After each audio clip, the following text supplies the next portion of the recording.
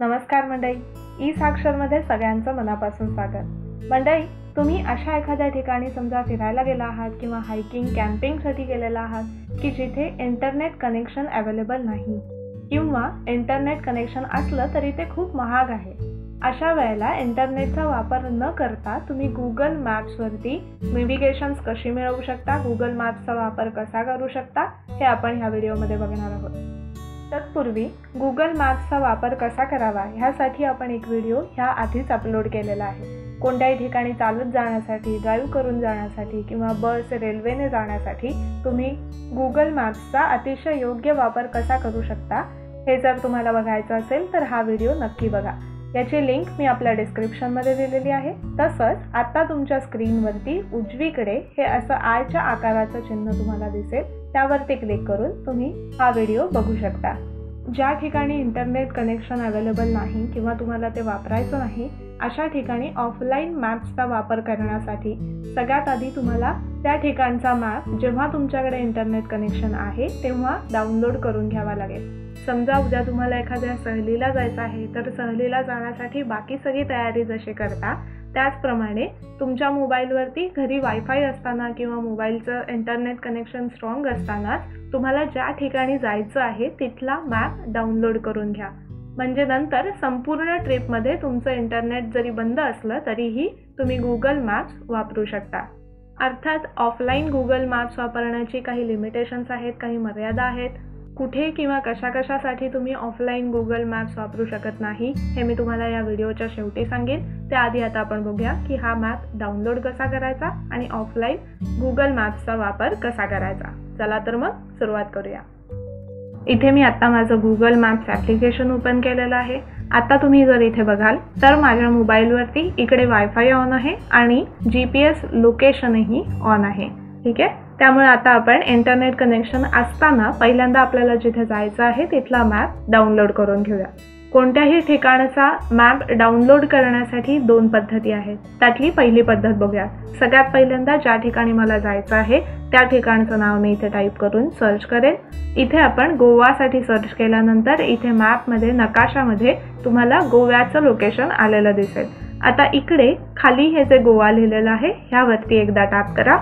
त्यानंतर इकडे तुम्हाला डाउनलोड बटन या डाउनलोड बटनवरती टॅप करून तुम्ही गोव्याचा मॅप डाउनलोड करू शकता। त्यामुळे एकदा गोव्याला गेल्यानंतर तिथले लोकल रस्ते, कोणतीही शॉप्स, रेस्टॉरंट्स हे सगळं तुम्ही इंटरनेट कनेक्शन नसतानाही सहज तुमच्या मोबाईलवरती सर्च करू शकता। आणि दुसरी पद्धत इकडे आहे, मला समजा मुंबईवरनं गोव्याला जायचं आहे।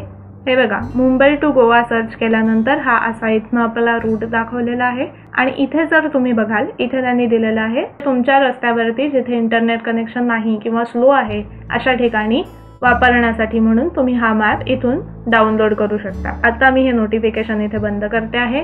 पुन्हा आपण इथे मेन स्क्रीनवरती येऊया। तुमच्या ॲप्लिकेशनमध्ये इकडे वरती तुम्हाला या ज्या 3 रेषा दिसतात या मेनूवरती आपण टॅप करणार आहोत।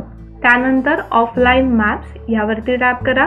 आता मी इथे सॅमसंग गॅलेक्सी S5 वापरते आहे, त्यामुळे जर तुम्ही अँड्रॉइड फोन वापरत असाल तर इकडे तुम्हाला सिलेक्ट युअर ओन मॅप हा ऑप्शन आलेला दिसेल आणि जर तुम्ही आयफोन वापरत असाल तर इकडे तुम्हाला 2 ऑप्शन्स दिसतील, एक तर कस्टम मॅप आणि लोकल मॅप। त्यापैकी कस्टम मॅप हा ऑप्शन तुम्हाला सिलेक्ट करायचा आहे। आता मी इथे सिलेक्ट युअर ओन मॅप यावरती टॅप करणार आहे। इथे टॅप केल्यानंतर इथे ही अशी एक छोटीशी विंडो तुम्हाला आलेली दिसेल। आता आपल्याला जो मॅप डाउनलोड करायचा आहे तो मॅप ह्या विंडोमध्ये आपल्याला ॲडजस्ट करायचा आहे। आता बघा, मला मुंबईपासनं गोव्यापर्यंत जाण्यासाठी पूर्ण मॅप जर डाउनलोड करायचा आहे, इथे आपण थोडंसं झूम आउट करूया। हे आहे मुंबई, साधारण मुंबई टू गोव्याचा अर्धा रस्ता आपण इथे कव्हर केलेला आहे। इकडे जर तुम्ही खाली बघाल तर 340 MB हा मॅप डाउनलोड करायला जागा लागेल। डाउनलोडवरती टॅप करा।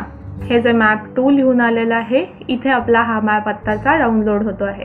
तुम्ही मॅपमध्ये किती मोठा एरिया सिलेक्ट करताय किंवा तुमचं इंटरनेट स्पीड किती आहे त्यानुसार इथे तुम्हाला वेळ लागू शकतो। आता आपण बऱ्यापैकी मोठा एरिया सिलेक्ट केलेला आहे त्यामुळे हा डाउनलोड व्हायलाही बराच वेळ लागेल। इथे एक लक्षात घ्या की दरवेळेला तुम्हाला तुमच्या स्टार्टिंग लोकेशनपासनं म्हणजे जसं की आता मुंबई टू गोवा पूर्ण मॅप डाउनलोड करायची गरज नाही. जर तुम्हाला रस्ता ऑलरेडी माहिती असेल तर तुम्ही फक्त जिथे जाणार आहात त्या ठिकाणचा त्या सिटीचा मॅप डाउनलोड करू शकता. एकदा तिकडे पोहोचल्यानंतर तिकडचे लोकल रस्ते, लोकल दुकानं, कोणकोणत्या ठिकाणी तुम्ही फिरू शकता ते सगळं तुम्ही ह्या मॅपचा वापर करून सर्च करू शकता. पण आता मला इथे वाटेत कुठेही इंटरनेट कनेक्शन वापरायचं नाहीये, म्हणून मी इथे पूर्णच मॅप डाउनलोड करते आहे.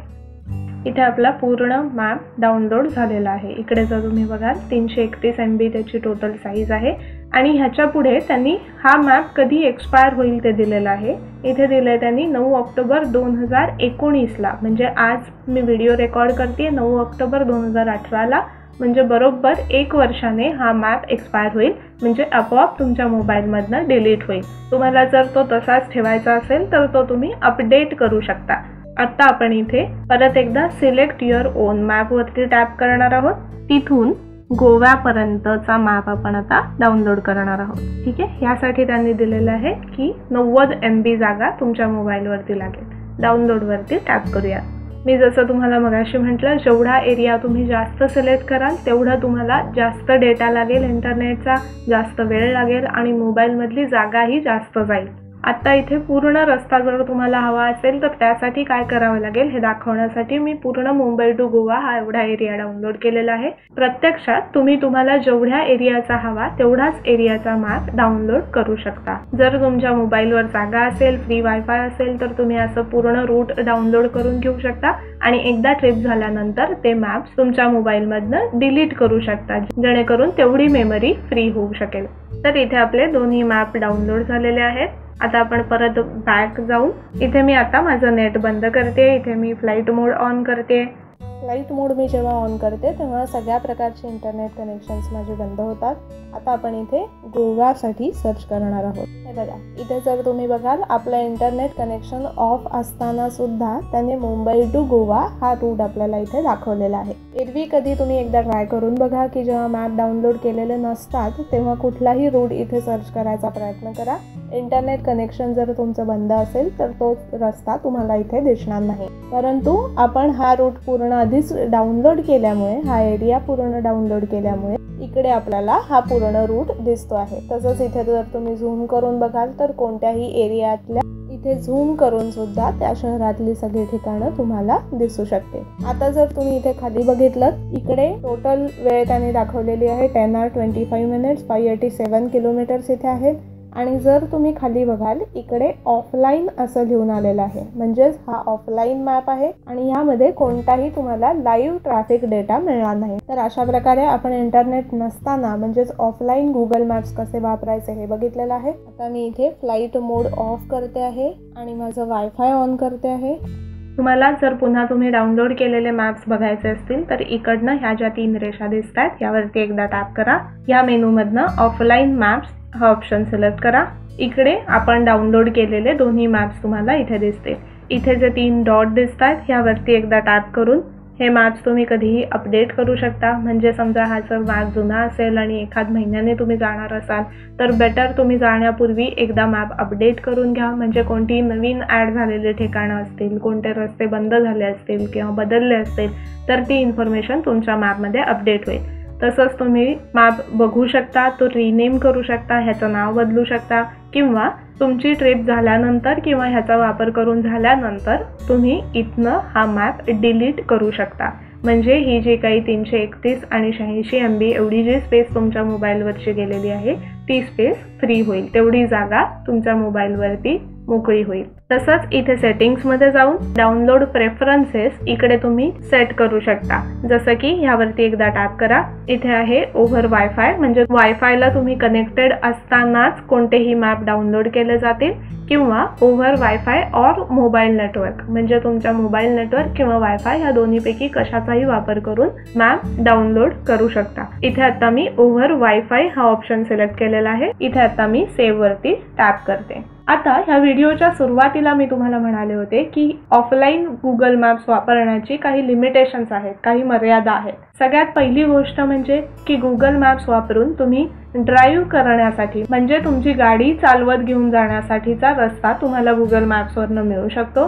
परंतु जेव्हा तुम्ही ऑफलाईन यूज करता तेव्हा सायकल चालवण्यासाठी किंवा चालत एखाद्या ठिकाणी जाण्यासाठी किंवा ट्रान्झिट ऑप्शन्स जे आहेत म्हणजे रेल्वे, बस यांचा वापर करून जाण्यासाठी गुगल मॅप्स तुम्हाला ऑफलाईन वापरता येत नाही. नंतर दुसरी गोष्ट, जेव्हा तुम्ही ऑफलाईन गुगल मॅप्स वापरता तेव्हा रिरूटचा ऑप्शन येत नाही. म्हणजे तुम्ही जर रस्ता चुकलात तर तुम्हाला तो रिडायरेक्ट करून नवीन रस्ता सांगत नाही. आणि तिसरी गोष्ट म्हणजे तुम्हाला तुमच्या रस्त्यावरती ट्रॅफिक किती आहे हा डेटा लाईव्ह मिळत नाही. ही काही लिमिटेशन सोडली तर कोणत्याही ठिकाणी जेव्हा तुम्ही जाता तेव्हा त्या ठिकाणचा मॅप आधीच डाउनलोड करून नंतर तो ऑफलाईन यूज करणं हे खूप जास्त फायद्याचं ठरतं. कारण गुगल मॅप्स वापरण्यासाठी बऱ्यापैकी इंटरनेट डेटा तुम्हाला लागतो. त्यामुळे तुमच्याकडे जर लिमिटेड डेटा पॅक असेल तर तो इंटरनेट डेटा तुम्ही त्यामुळे वाचवू शकता. तसंच समजा एखाद्या ठिकाणी इंटरनेट कनेक्शन नसेल तर अशा ठिकाणीही तुम्ही अगदी सहज नेव्हिगेशन मिळवू शकता.